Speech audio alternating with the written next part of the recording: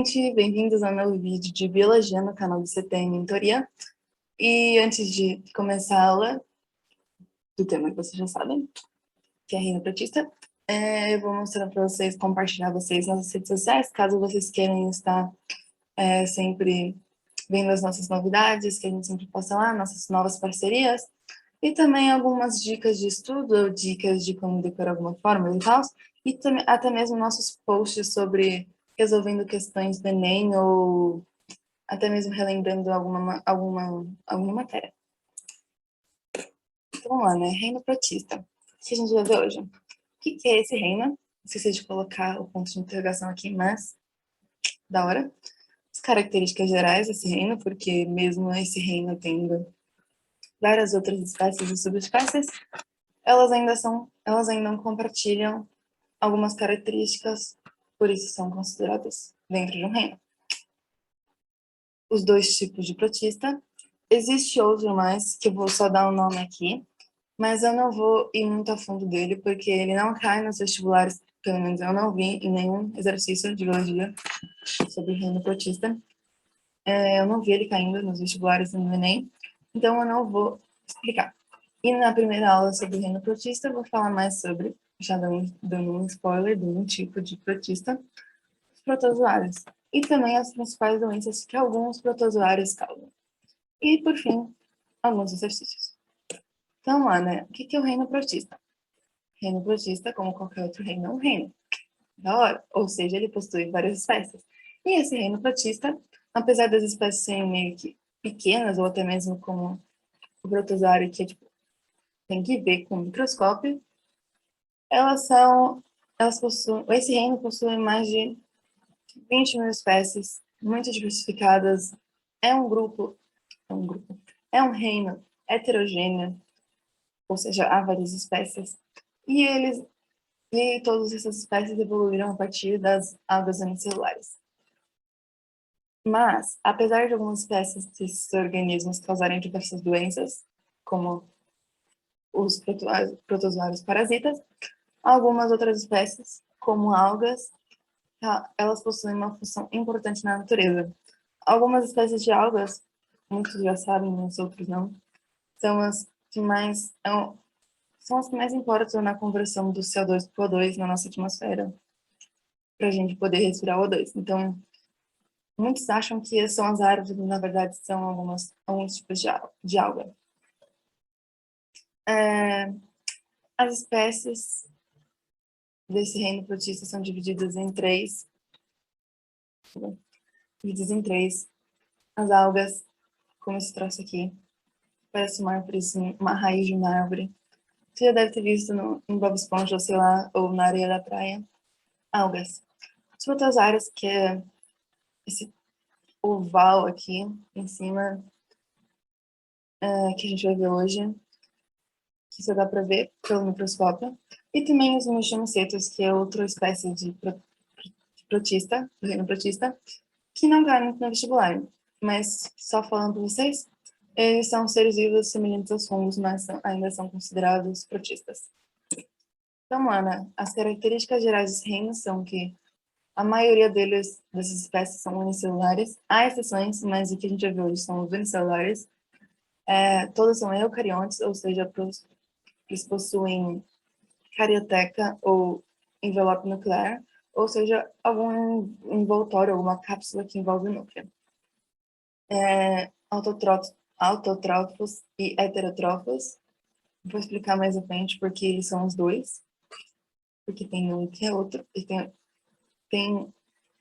um que é um e tem outro que é outro, entendeu? A grande parte dos protistas vivem em ambientes aquáticos, como as algas e a maioria dos protozoários, porém alguns representantes podem viver no solo, como os mexomicetas, que são tipo fungos, então eles podem viver no solo. Ou outros podem viver dentro de outros organismos, como os protozoários parasitas. Em algumas espécies observa-se reprodução sexuada, enquanto na outras a reprodução é assexuada. Não vou entrar a fundo sobre reprodução, porque não é isso que eles pedem quando falam sobre reino partista. Uma curiosidade que eu coloquei aqui para se curiosidade mesmo, não cai muito isso, é que, tendo em vista os sistemas de classificação mais atuais sobre reino e tal, o reino protista não é mais considerado, uma vez que seus representantes estão muitas vezes mais relacionados, morfologicamente, anatomicamente, com plantas, fungos ou animais, do que com outros protistas. Então, o termo protista, no entanto, ele é hoje ainda usado para se referir a organismos eucariontes que não são plantas, fungos ou animais. Curiosidade, nada a ver, né? Não precisa lembrar. Tá bom, classificação, tipos dos protozoários que a gente vai ver hoje. Que a gente vai ver hoje e na aula seguinte. São os protozoários e as algas. Os protozoários são organismos eucariontes, característica geral, que apresentam nutrição heterotrófica. O que é heterotrófica? É quando ele não consegue fazer seu próprio alimento, então ele precisa buscar em outros lugares. Já as algas são organismos eucariontes com nutrição autotrófica. No período de fotossíntese, quando elas fazem fotossíntese para a conversão do CO2 para O2, elas também fazem alguma glicose, sucralose, sei lá, que é o alimento delas, que dá energia para elas. Então, elas são autotróficas. Então, vamos lá, né? Protozoários. O que são os protozoários? São seres do reino protista que não são capazes de produzirem seu próprio alimento. São heterotróficos, como eu já disse. Eles ocupam mais diversos ambientes, vivem tanto isolados como em colônias, dentro de organismos ou livremente. Dentro de organismos, que a gente vai ver hoje nas doenças, que eles são protozoários parasitas, considerados parasitas. As estruturas locomotoras, além de promoverem a locomoção dos protozoários, são utilizadas para conseguir alimentos. E a classificação dos protozoários, que a gente vai ver no próximo slide, é dada pelas estruturas locomotoras, porque há diversos tipos.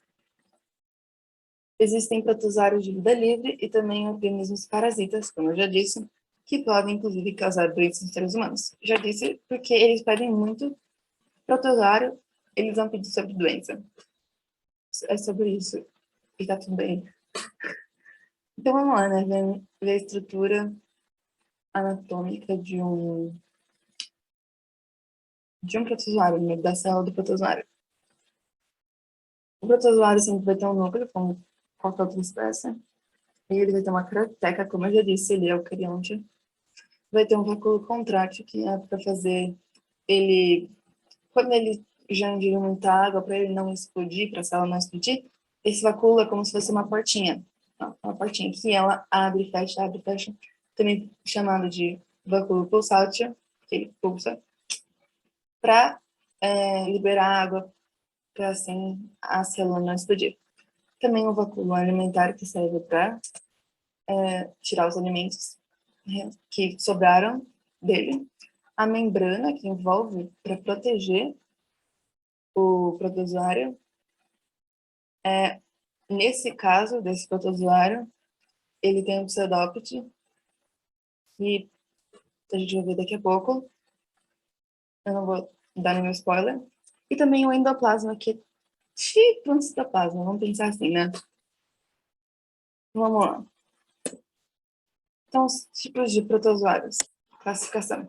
Como eu disse, por forma de locomoção. A gente tem os sarcodinos, que eles na verdade não é nenhuma locomoção, mas só que comparado aos outros, eles não têm, tipo, nada novo, entendeu? Nada, mais ou menos, entendeu? Como se eles fossem, tipo, pelados. Eles se movimentam por meio de extensões em sua célula, então a célula, que é o paramécio, que ele é unicelular, né? Paramécio, desculpa.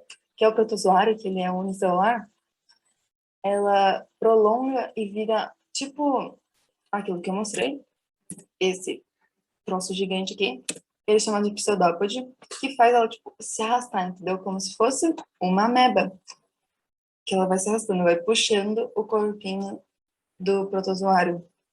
E esse pseudópode também serve para, tipo, englobar a comida, como se fosse uma mãozinha. E faz ele comer pelo vacúolo alimentar, que é tipo se fosse a boca dele.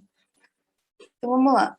Aí o segundo tipo são os flagelados ou mastigóforos, mas eles são mais chamados de flagelados. A locomoção é feita através dos flagelos. Um tipo deles é a giardia, que é um tipo de protozoário. Ela se instala no intestino delgado de outros organismos, como os humanos, né? E também a gente também tem o protozoário Trypanosoma cruzi, que causa a doença de Chagas, que fica nos tecidos animais e humanos. É o tecido sanguíneo, né? O terceiro tipo de protozoário são os esporozoários.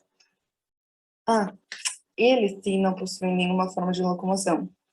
E eles sim são considerados parasitas e causam diversas doenças. Os sarcodinos eles possuem, mas comparado aos flagelados e ciliados é como se ele estivesse pelado. Mas os sarcodinos ainda têm os pseudópodes. Já os esporozoários não tem nada, entendeu? Ele se instala e fica lá, não pode se mover. Não consegue se mover, só se for através de outra ação fora, ação ambiental, ação do ambiente. Aí ele consegue se mover. E um tipo de esporozoário é o Plasmodium, ou o protozoário que causa a malária. E também a gente, por fim, tem os protozoários ciliados, que, como diz o nome, eles se locomovem através dos cílios, que são como os nossos cílios mesmo. Ele é todo em volta da membrana dele, saem tipo uns cílios igual o do olho. E alguns tipos de ciliados são Paramécia, Abortícela e Abalantidium coli. O que mais cai é a Paramécia, e a gente vai ver hoje sobre o Trypanosoma cruzi, o Plasmodium e, pelo que me lembro, o Paramécia, porque faz um pouco de tempo que eu fiz esse slide. Ah, desculpa. A ameba que a gente vai ver hoje, trocando o Paramécia. Vai ter um exercício sobre o Paramécia. Tudo em spoiler, né? Então tá bom. A amebíase, a doença causada pela entamoeba histolítica. Esse protozoário, como eu disse, é um sarcodino, ameba, amebíase, ou seja, ele possui um pseudópodes, tá vendo assim? Esses tracinhos aqui, ó, eles são pseudópodes que ajudam esse protozoário a se mover. Então, vamos lá, né? A transmissão dessa doença. Esse protozoário é transmitido pela injeção de cistos, ou seja, como se fosse o ovinho dessa ameba, e eles são encontrados muitas vezes em alimentos e na água.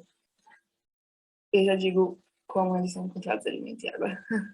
Os principais sintomas da amebíase é a diarreia, porque eles se instalam, esses cistos ficam no nosso sistema digestório, então vai causar diarreia, dores abdominais, sangue nas fezes e perda de peso. Então, todos esses sintomas são resultados do cisto da ameba no nosso sistema digestório. E profilaxia, ou seja, como evitar a transmissão, é o saneamento básico e a higiene adequada dos alimentos. Ajuda muito na prevenção desses cistos, porque esses cistos, como eu disse, eles são encontrados nos alimentos e na água, principalmente nos alimentos não lavados, sujos, e na água, que não passa pelo saneamento básico.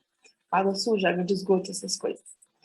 E também água que tem fezes, porque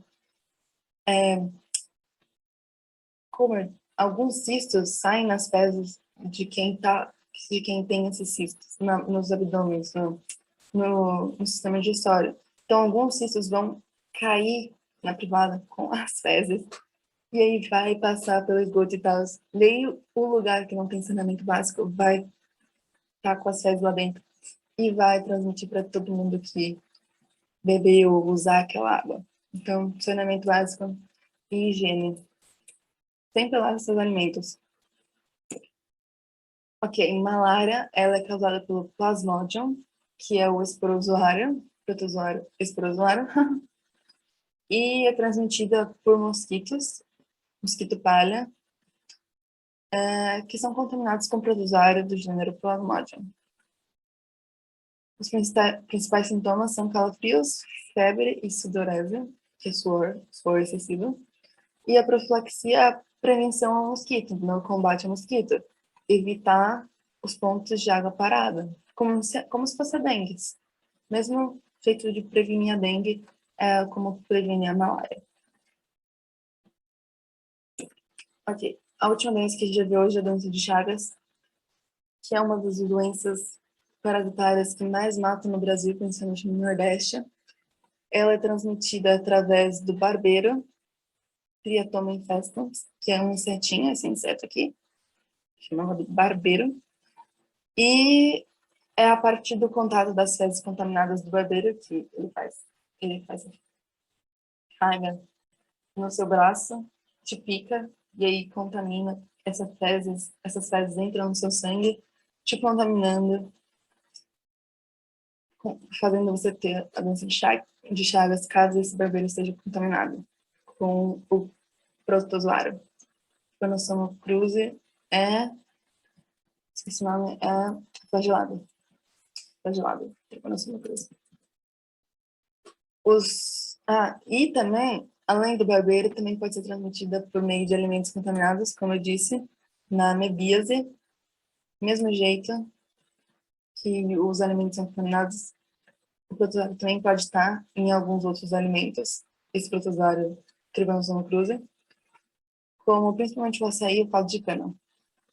Eu não coloquei aqui, mas também pode ser transmitido através da amamentação, caso a mãe tenha doença de Chagas ou alguma coisa assim. Se ela amamentar seu filho, o filho também pode ter essa doença de Chagas. Os principais sintomas são febre, o aparecimento de gânglios, tipo esses pontinhos no seu corpo, e o crescimento do fígado e do baço. Profilaxia, como se fosse a malária, é o combate ao inseto, combate, nesse caso, ao barbeiro, o saneamento básico, para não encontrar algum protozoário na água e você sofrer essa doença. E também a higiene dos alimentos, lavar sempre os alimentos, lavar seu açaí, as balinhas de açaí caso, né? Não o açaí que você compra nas lojas, assim, o roxo, falando das frutas mesmo. E o caldo de cana. Sempre higiene e saneamento básico, combate ao mosquito. Essas são as maneiras principais de combater as doenças causadas por protozoários. Vamos lá, né? Os exercícios. Primeiro, beber água. Vamos lá, né? As duas primeiras são level easy, facinho, e as duas depois são as difíceis. Então tem 4 exercícios. O reino protista, atualmente é conhecido como protoctista, englobando uma diversidade de seres vivos que não apresentam ancestralidade em comum, polifiléticos. Os organismos presentes nesse reino são eucariontes, uni ou pluricelulares, mas o que a gente viu hoje, os protozoários são só uni, e podem ou não realizar fotossíntese. Os principais grupos presentes nesse reino são, olha, nessa aula, você provavelmente vai falar protozoário alga, e é protozoário alga, mas caso você não lembre na hora, é meio fácil essa daí, né? Mas vamos lá, por eliminação. É protozoário alga. Ok. Monera. O que é monera? Monera é o reino das bactérias. Então, não é. Mas protozoário é. Mas do mesmo jeito, monera não é. Então, cancela A. Protozoário e fungo. Fungo tem só o reino deles. É o fungo, né? O reino deles sozinho. Então, não é. Cancela. Monera, como já disse, não é. Fungos e algas também não é. Então, protozoários e algas. É a resposta. Vamos lá, né? Segundo.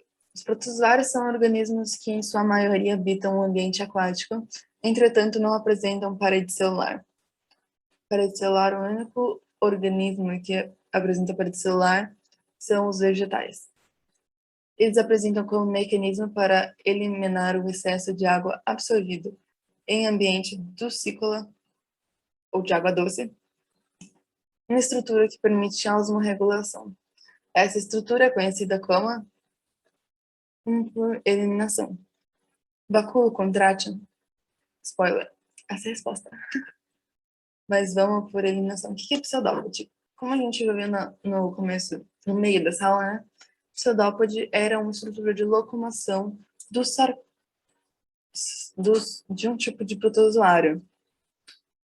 Que eu esqueci o nome. Nossa. Dos sarcodilos. Eu falo sarcófage. Faz sentido nenhum. Ok. Então não pode ser também alguma coisa que elimina a água. Membrana plasmática é a membrana que envolve o, o protozoário. Então, não pode ser, né? Não faz sentido ter esse negócio gigante que vai eliminar a água, né? Não faz sentido. Flagelo e cílios também são estruturas de locomoção, então também não podem ser. Talvez você tenha ficado em dúvida, não sei, entre membrana plasmática e vacúolos contráteis, mas sempre lembra que vacúolo contrátil contrai, então faz sentido, né? Vacúolo contrátil contrai. Ele também pode abrir ou fechar, ou seja, abrir para eliminar ou fechar quando já tá bom. Então, vacúolo contrátil. Então, a primeira é difícil mais ou menos, né? É só porque tem bastante coisa para lembrar ou para ler. Tá bom. Os arranjos desenvolvidos pela natureza, guardadas as devidas proporções, particularidades, repetem-se frequentemente. Comparando o ser pluricelular como homem com o ser unicelular como paramécia, correlacione os órgãos do indivíduo pluricelular com os do unicelular que exerçam funções semelhantes. Então, aqui é para falar, né? É colocar, por exemplo, o 1 com o C, entendeu? É isso. Então, primeiro lembrar o que é um paramécia. Um paramécia é um protozoário ciliado, que tem os cílios. O último que eu falei. Como eu disse, então, o exercício para paramécia. Que é esse. Então, vamos lá, né? Aparelho locomotor, como eu disse, cílios. É um protozoário ciliado. Então, a 1 já é a C. 1 com C. Então, a gente já tira a C, a D e a E. Vai ficar em dúvida entre a A e a B. Então, vamos lá, né? A gente não viu nada sobre cérebro e tal, e coração. Então, vamos pelo estômago e ânus, que as palavras são meio que parecidas. Vacúolo digestivo, uma coisa que parece muito com ânus, né? Não, com estômago, desculpa. Então, que estômago também é uma parte do sistema digestivo. Então, se você pensar nisso, o 5 vai ser junto com o D. Então, aqui já dá para cortar A, e aí só fica B, que é essa resposta certa. Mas vamos lá, né? Ver qual que é qual. 1 é a C, aparelho locomotor é igual aos cílios, como já disse, então o que mais faz sentido. A boca, nesse caso, é o citóstoma. Não falei nada sobre isso hoje, por isso que ia ficar difícil de pensar nesse exercício. Mas dá para fazer esses exercícios por eliminação, então tá tudo certo. O cérebro, nesse caso, é o núcleo. Faz sentido esse, porque o núcleo é onde tem o material genético e tudo mais. Fazer redução mental. Redução? Não, não faz redução. Mas tudo bem. É onde é tipo o cérebro da única do cérebro, porque como o protozoários são uma célula, então é como se o núcleo fosse o cérebro. Né? Manda essa única célula fazer tudo. O ânus aqui é como se fosse o vacúolo contrátil, porque o vacúolo contrátil libera água e o nosso ânus libera fezes. Então, excretor, né? Ah, não, desculpa, poro excretor. Nossa, daí eu coisei, né? O ânus é o poro excretor, tá no nome, poro excretor. Eu tinha até esquecido do negócio. Vacúolo contrátil é o coração. Nesse caso, porque o coração também é pulsátil, porque ele também contrai. Mas ok. Vamos lá. Nossa. A doença de Chagas continua causando muitas mortes no Brasil e em países pobres do mundo. Texto a seguir sobre essa doença é hipotético, leia com atenção. Um paciente residente na periferia de Fortaleza procurou o posto médico queixando-se, entre outras coisas, de febre, anemia, cansaço e hipertrofia miliar. Após os exames clínicos e laboratorial, diagnosticou-se corretamente que ele estava com doença de Chagas. Ao tomar conhecimento do caso, o professor resolveu discutir o caso com seus alunos, solicitando que eles opinassem sobre que medidas deveriam ser tomadas para controlar a propagação da doença. Os alunos apresentaram 5 sugestões, ou seja, cada uma das letrinhas aqui. Dentre essas sugestões apresentadas pelos alunos, a única inteiramente correta é... Está falando inteiramente correta. Então, algumas dessas letrinhas vão ter algumas coisas corretas, mas também algumas coisas corretas. Então, você já tem que eliminar se encontrar alguma coisa incorreta. Então, vamos lá, né? Vamos lembrar, a doença de Chagas é propagada pelo barbeiro, o inseto barbeiro. A profilaxia dessa doença é o combate ao barbeiro, além do saneamento básico e a higiene dos alimentos, que também pode ser compartilhada, transmitida por alimentos como o açaí e a cana-de-açúcar. Então, lá, né? Letra A. Isolamento do paciente para evitar contágio com outras pessoas, pois a doença se propaga também pela inalação do ar contaminado. Não, não é um vírus como o Covid, que é pelo ar ou pela saliva ou pela excreção de alguma parte da sua boca, sei lá, excreção da saliva da sua boca. Não, então não precisa isolar o paciente. Ele foi picado e passou o protozoário para ele, entendeu? Não vai transmitir assim com contágio ou pelo ar. Então, a tá errada. B. Campanha de vacinação em massa em Fortaleza e por todo o estado do Ceará para evitar uma epidemia na cidade. Assim, vacinação, não, porque o protozoário é transmitido através do barbeiro ou pelo alimento. Então, no caso, se eles conseguissem fazer uma vacinação por... Mas não iam conseguir fazer uma vacina para a doença de Chagas, porque o protozoário é pela picada do barbeiro. Mas há também a vacina da dengue. Então, um dia pode até existir vacina para doença de Chagas. Porém, também tem principalmente no Nordeste e no Norte, tem a transmissão através dos alimentos. Então, não está totalmente certo. A aplicação de inseticidas em todas as cidades para a eliminação do Aedes aegypti. Eu já para aqui, né? A Aedes aegypti... Nossa, agora dicção da hora. A Aedes aegypti é da dengue. Então, tchum. Vacinação de cães? Não, também já tira, porque cão tem nada a ver com doença de Chagas. Proteção das patas de janelas com telas a fim de evitar a entrada do barbeiro e a transmissão da doença nas residências. Essa aqui tá totalmente certa. É a resposta.